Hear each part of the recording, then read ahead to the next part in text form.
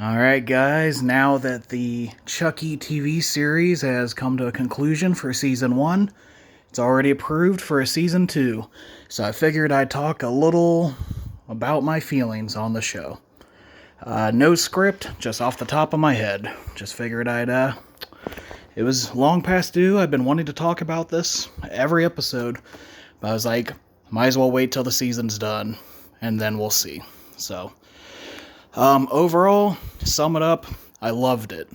What I love about the Chucky series is that Don Mancini has had his hand in every single entry. We're not talking about the Child's Play remake with Mark Hamill and all that crap, because while it's good on its own, that was just because Lionsgate or whoever had the copyright, so they made a movie. We're not even going to talk about that. The canon series for Chucky is unlike Halloween that keeps starting, stopping, ignoring other movies, rebooting. Chucky embraces all of its faults. It's fucked itself into a corner a million times, and somehow they find ways to get around it, but they still acknowledge their past. And that's what I love about this series. As a TV series, I didn't know if it would work. And my biggest gripe about it, besides seeing an episode and then having to wait a week for the next episode, I think it would work better as a binge if it was released on Netflix all at the same time. But it's not terrible as a weekly show either. But my biggest thing about it is instead of a film score, it has a lot of music. And me being a grumpy old man, I don't like the music that they pick to be in it, but it's also just, that's how TV series work. I would say the music is trying to get a new, younger crowd into it, and that's where I do praise this series a lot. It's 8 episodes, the first half of the season. Definitely, you don't have to know anything going in about Chucky. If you know who Chucky is, that's great. You don't have to see any of the other movies or anything in order to watch it. It brings in all new characters. Jake, the lead, finds the doll at a yard sale, buys it. Chucky comes to life, starts killing everyone around him. I mean, that's basically all you need to know. We get all new characters. The acting isn't always the greatest, but with younger kids, that's what you're going to have. I was really surprised by how good it was. I was expecting a lot worse. Of course, going to be a lot of spoilers in this. Just throw that out there right now. So if you haven't seen it yet, definitely go watch it, then come back and listen to this. Otherwise, I'm going to spoil pretty much everything. A lot of the characters, a lot of unlikable characters, and unfortunately, that's just what you have with modern horror.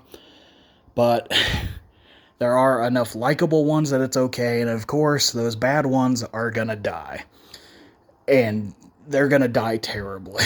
So, Brad Dourif as Chucky hasn't missed a step. Even playing on live on Sci-Fi and USA, the show is uncensored, plenty of language, plenty of violence, nothing cut out. I was shocked to see Chucky saying fuck on live TV. That if you had shown that to me as a child, I would have died right then and there, and I would have died happy. So as an adult, just as good. Like I said, the first half, all new stuff, and then the second half is when they bring in Andy and Kyle and Jennifer Tilly as Tiffany, and Jennifer Tilly / Tiffany, I guess, if you've seen Seed of Chucky. So I can understand that's where people started to not like the show, but I like it because, like I said, it's not ignoring its past. It's bringing all the old stuff in.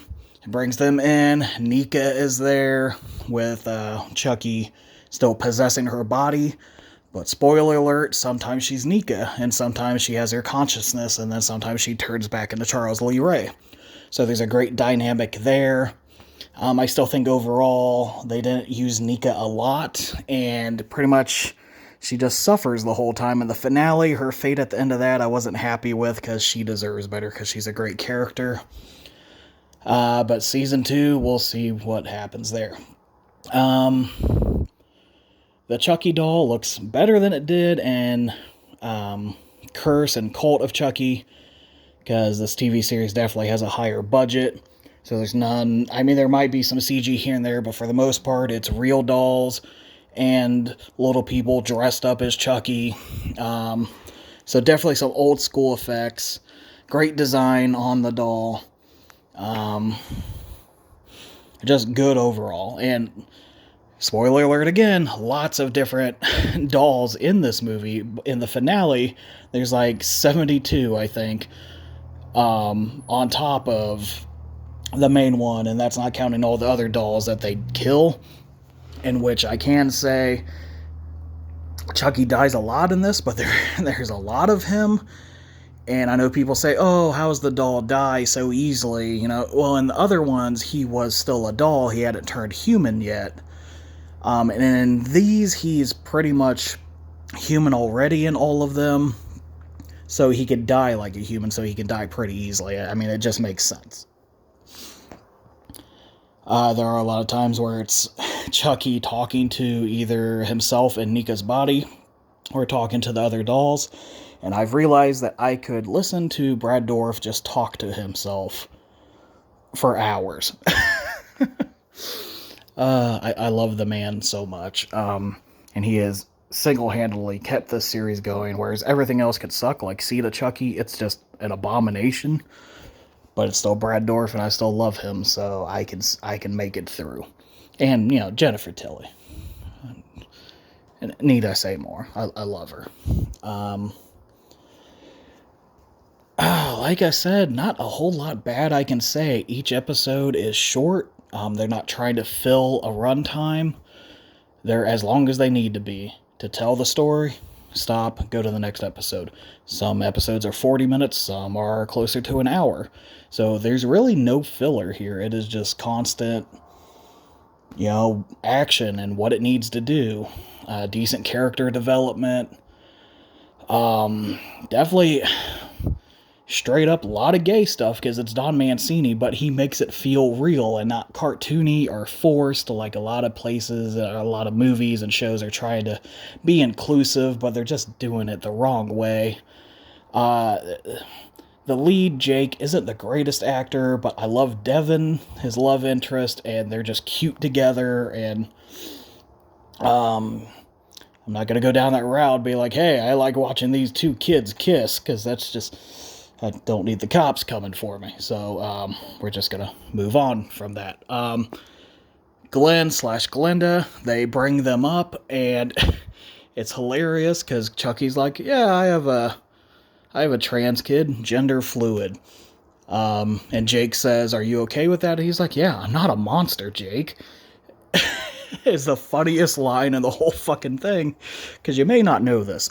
Chucky has killed a couple people. Just a couple. So, that line is so goddamn funny. And I know a lot of people hated Glenn, Glenda, and just Sita Chucky in general.